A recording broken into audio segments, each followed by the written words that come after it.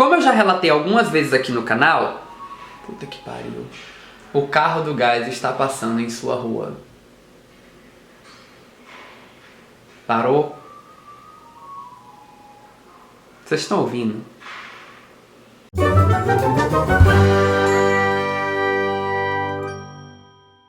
Então, gente, recentemente na internet, alguém resolveu fazer a minha vida muito feliz e ressuscitou esta coisa maravilhosa que são os GIFs da Gretchen. Atualmente eu passo o dia inteiro dando gritos de gargalhada com as coisas maravilhosas que as pessoas inventam com esses GIFs, gente. Aquela mulher é um acontecimento. Só que, como nem tudo nessa vida é perfeito, alguns GIFs da Gretchen têm vindo com uns probleminhas assim de vez em quando. Que no caso não tem sido nem por causa dos GIFs, nem por causa da Gretchen, que continua lá sendo maravilhosa, mas por causa do conteúdo deles mesmo. Mas se é por causa do conteúdo, por que eu tô falando dos GIFs? Não faz o menor sentido isso, Murilo.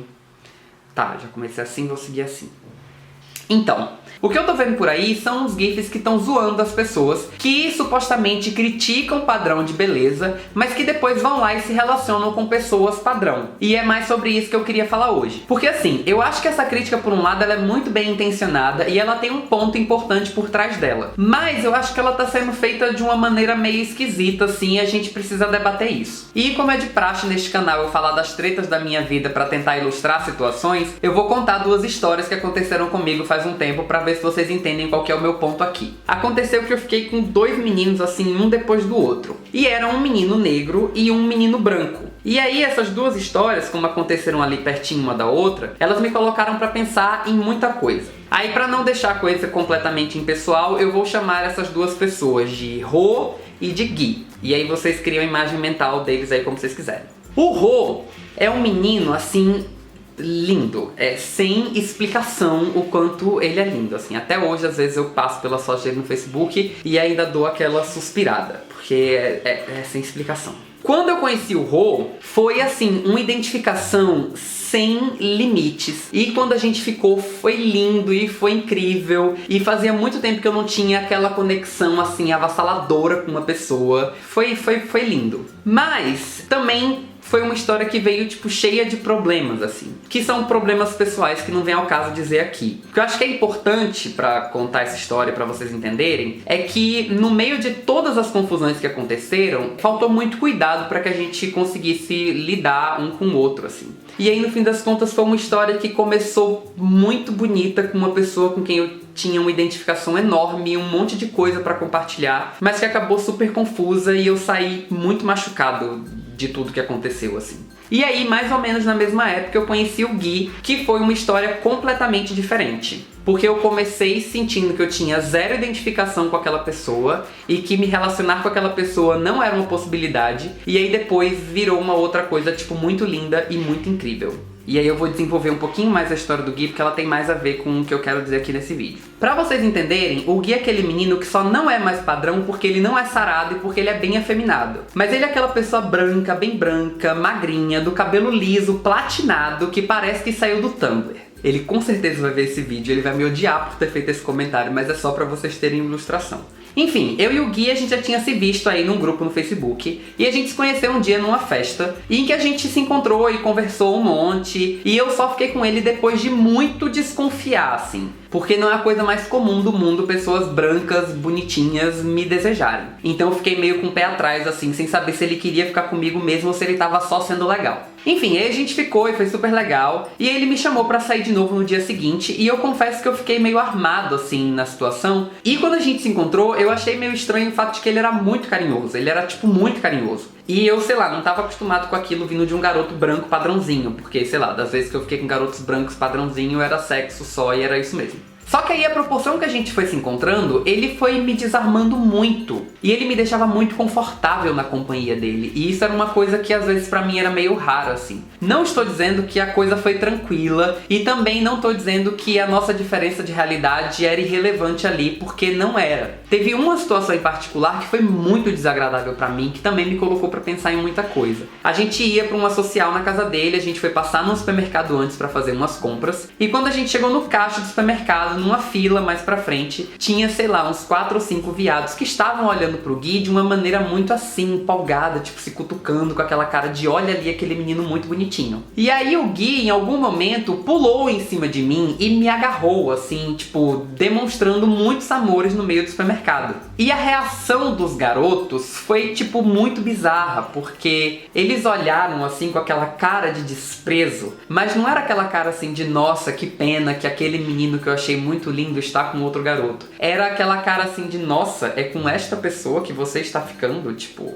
Este menino é pouco demais pra você. E eu reparei aquilo e assim, naquele dia eu tava com autoestima muito boa e eu só achei a situação engraçada. Mas se fosse numa outra ocasião, eu teria saído daquele supermercado me sentindo um lixo. E aí aquele dia o pensamento que me veio foi: eu nunca vou investir num relacionamento com essa pessoa porque eu não tenho autoestima nem segurança suficiente pra me relacionar com uma pessoa padrão. Essa questão da falta de identificação, da diferença de realidade, era uma coisa que pra mim era muito pesada. Só que aí rolou uma reviravolta relativamente inesperada. Uns dias depois o Gui me chamou pra ir numa festa com ele, só que era num lugar que eu não conhecia, que só ele conhecia, e que era muito frequentada por pessoas muito próximas do universo dele e, portanto, muito distantes do meu universo. Então eu, atolado nas minhas inseguranças, achei que devia falar com ele sobre aquilo, porque tinha uma diferença de vivência ali que ele podia não estar percebendo, e como eu também já falei no outro vídeo aqui, eu acho importante falar dessas coisas. Então antes da gente ir pra festa, eu cheguei pra ele e falei: olha, da última vez que a gente se viu, rolou uma parada muito desagradável,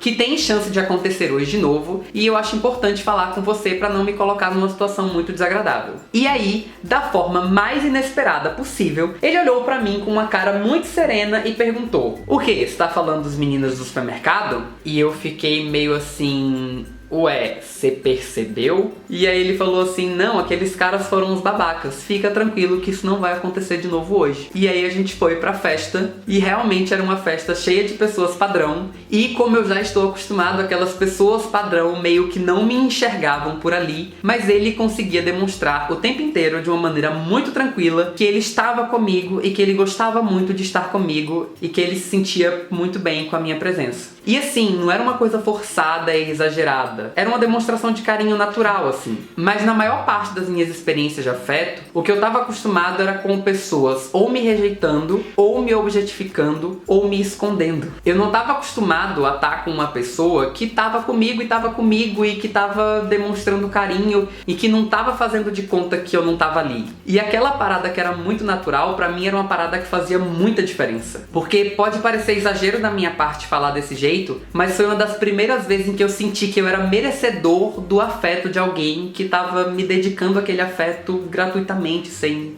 pretensão. E foi quando eu senti um pouco do peso da violência que foi eu passar a minha vida inteira achando que eu não era merecedor disso. E aí nessa história pode ter faltado a identificação que eu tive lá com o Rô, e podem ter faltado as experiências e as vivências em comum, mas não faltou o cuidado, não faltou sensibilidade pra poder lidar com aquelas coisas, sabe? E aí agora, depois de toda essa história que vocês devem estar shippando a gente, eu devo dar a infeliz notícia que a gente também não ficou junto, e isso também não desenrolou, por uma série de circunstâncias da vida que também não vem ao caso. Mas aí então, qual é o ponto de contar essa história que não acaba com um casamento, 5 gatos e 3 filhos? Aí então nós voltamos lá à história dos GIFs da Gretchen e das pessoas não padrão que ficam com pessoas padrão. Porque por mais que a minha história com o Gui não tenha ido pra frente, eu não posso negar que muitas vezes a possibilidade de um relacionamento com ele me passou pela cabeça. E aí o que é complicado nessa história é que todas as vezes que me ocorria essa ideia, o pensamento que me vinha logo em seguida era: serei destruído na internet no dia em que esse relacionamento vier a público. As pessoas vão me mandar em direta com milhões de GIFs da Gretchen. Vai ter gente me xingando de hipócrita, vou perder milhões de seguidores no muro pequeno, vai ter muito textão problematizando o meu relacionamento, vai ser uma coisa assim absurda. E esse pensamento era um pensamento que me preocupava. Eu ficava me perguntando se eu não estava traindo o meu compromisso político. Porque eu tenho um canal no YouTube em que eu falo sempre sobre a importância de questionar os padrões de beleza, em que eu falo sobre o problema da solidão das pessoas negras, das pessoas fora do padrão, pra depois sair por aí ostentando um branco de estimação com o meu namorado. Só que aí qual que é o problema nisso? É que por causa desse compromisso político, eu estava me privando de uma coisa que eu queria, que era prazerosa pra mim, que era importante pra mim, e que sempre me foi negada. E sei lá, mas eu não acho que o compromisso político da gente foi feito para isso. Eu não acho que a militância deveria colocar a gente nessa posição. Principalmente porque as pessoas que iam estar me xingando de hipócrita na internet são pessoas que não conhecem a maneira como eu levo as minhas relações, são pessoas que não sabem da história que eu tive com outros meninos pretos, são pessoas que não conhecem nada de toda essa história que eu estou contando pra vocês aqui agora. E elas iam estar fazendo uma crítica muito injusta,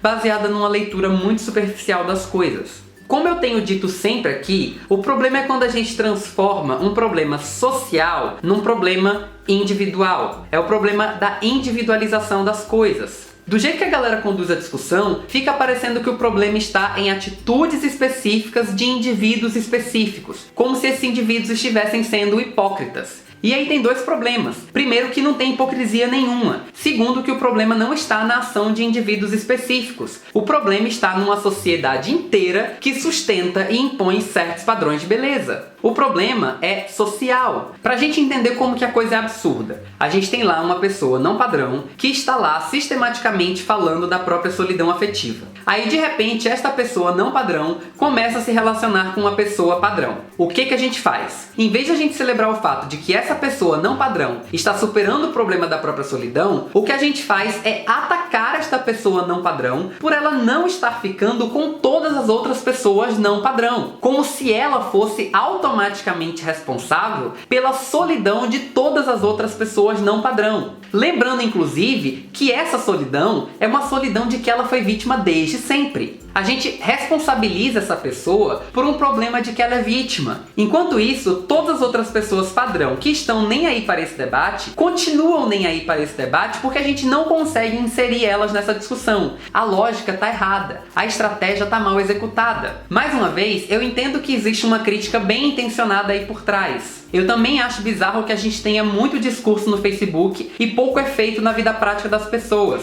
A gente debate muito sobre isso, critica muito esse problema, mas no final as pessoas pretas, gordas, deficientes, fora do padrão, continuam experimentando a solidão. Isso é um problema muito sério que a gente precisa realmente discutir. Mas pra gente discutir isso, a gente precisa discutir como um problema social, fazendo um debate que vai envolver todas as pessoas, para que a gente não corra o risco de individualizar a questão e responsabilizar pessoas erradas. Vamos tentar fazer com que o compromisso político não seja uma trava para a liberdade afetiva das pessoas, principalmente quando forem pessoas que já têm uma liberdade afetiva muito limitada. Vamos também, pelo amor de Dadá, lembrar que por trás do militante existe uma pessoa, um ser humano com as próprias lutas, com as próprias dores, com os próprios amores e com as próprias vivências. E por trás de um status de relacionamento do Facebook existe um monte de história que a gente nem faz ideia. Então vamos ter cuidado com isso sempre. Empatia é bom e todo mundo gosta, ou pelo menos devia gostar. Se gostou desse vídeo, não esquece de deixar o seu like aí embaixo que vai me fazer muito feliz. Se ainda não está inscrito no canal, se inscreve para continuar acompanhando aqui os vídeos. E não deixe de colar o link desse vídeo em cada post com GIF da Gretchen que vocês verem por aí. Por hoje é isso. Um beijo gigante pra todo mundo e a gente se vê no próximo vídeo aqui no Muro Pequeno. Até lá, tchau, tchau. E como nós temos um excelente sistema de produção... Ô Janis, você vai ficar chorando agora que eu tô tentando gravar? Não! Oh meu Deus!